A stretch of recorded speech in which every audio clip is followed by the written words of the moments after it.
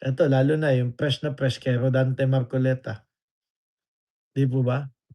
Oh, ano naman yung kay Rodante Marcoleta, eh, di po ba, um, doon sa SOSE niya, hindi niya inilagay kung sino yung mga nag-donate.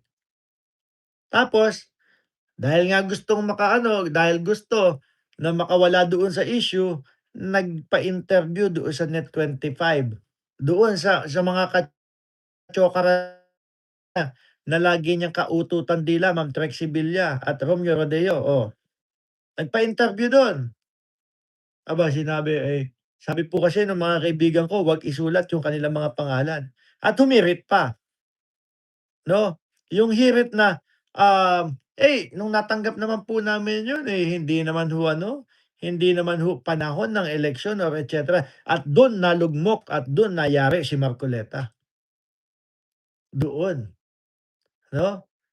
Ganun ba? So, ibig sabihin tumatanggap ka ng pera, regalo at ng kung ano-ano, 'no, habang ikaw ay nasa, Kongreso. Kasi congressman pa lang ho nun si Marcoleta, mga kababayan, 'di ba? Tsaka yung mga SOSE et cetera, ang daming kailangan ipaliwanag ho, mga bossing. Kaya yung dalawang mag-ama na Marcoleta, yung isa bumabanat sa Kongreso, yung isa naman ang bumabanat doon sa Senado naman po, mga bossing. Sabi ni Alexander the Great, Net25 and SMNI seems to be joining forces. Boss Mark is fighting BBM. Ay, nakita ko yung ano, yung SMNI. Hindi ko alam kung saan bansa yun. Putik na yan, meron pa silang ano, meron ho silang, meron po silang scripted na kunyari tatanungin yung naglalakad. Pero makita mo yung mga naglalakad, di isa kulay ng suot, puro green ho, mga kababayan. Tatanungin, SMNI, "Boss, ano ang ano sa'yo? Ano ang pinaka pinaniniwalaan mo na tagapagbalita?" Ay siyempre SMNI lang.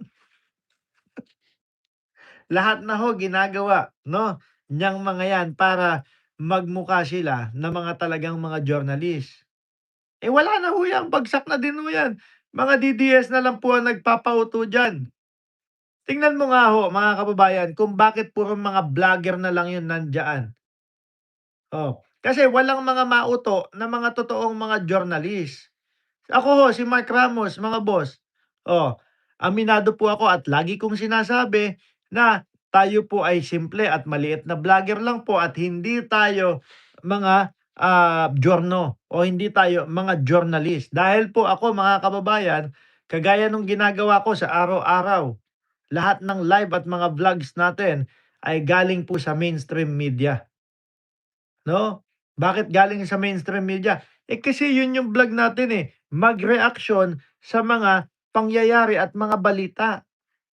Oh, sa kanila, yung mga vlog nila, ano yung mga vlog nila? Merong mga puting ahas,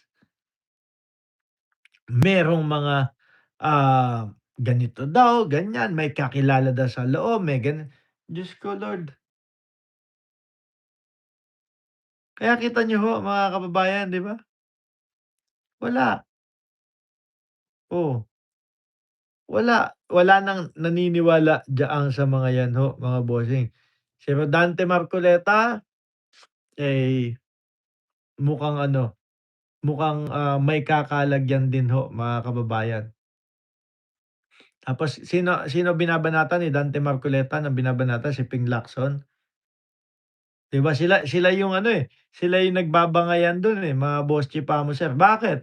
Si Ping Lacson ano, gusto makita, malaman lahat ho. Kay Marcoleta nung siya yung Senate Blue Ribbon Committee tapos nasibak, naalis siya. Bawal bagkasin yung mga Duterte, bawal pumunta doon sa mga, issue 'no, ng 2022 pababa. Oh, 'di ho ba?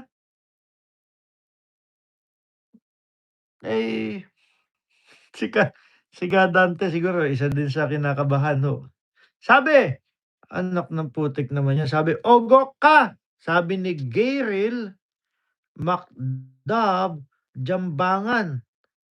Anak ng putragis naman yan 'no. Bumanat pa si ano pangalan mo, Gayril. Baklang-bakla yung pangalan mo, Gayril Macdovi, oh, Jambangan, Ogok ka.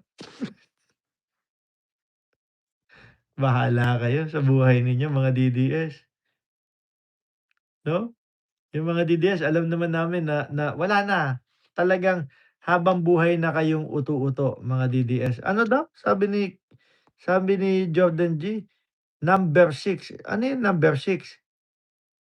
SUCK, ano yun? Bakit yun yun yung number 6 na topic? Hmm,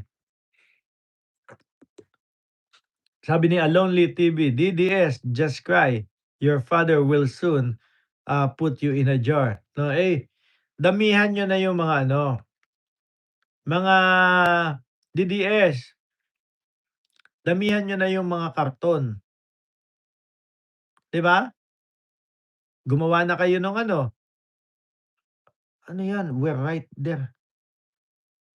Wala nga kayong pamasahe, mga wala nga kayong pang-tricycle, tapos sasabihin niyo pa nandito na kayo.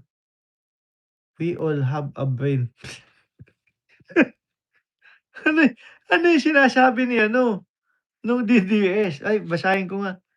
Oh, natatawa ako dun sa mga pinagsasasabi ho, mga kababayan, Ay naku, anyway ho, mga bossing, ayan napipikit na din yung mata natin.